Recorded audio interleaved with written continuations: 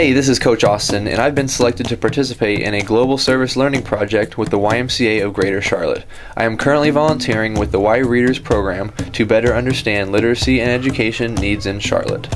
The YMCA of Greater Charlotte has a global partnership with the Senegal YMCA located in West Africa, and each year we provide funding to the Senegal Y to support programs addressing critical issues such as health, literacy, and education. In November, I will be traveling with a small group of my peers to West Africa. During our week in Senegal, we will spend time at the YMCA Christian Balboza School that serves over 250 children with education.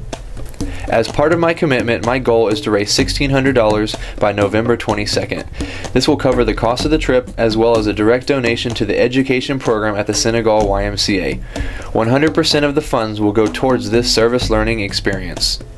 Please consider supporting me with this project by making a contribution through the link provided and contact me with any questions. I thank you in advance for your prayers and support.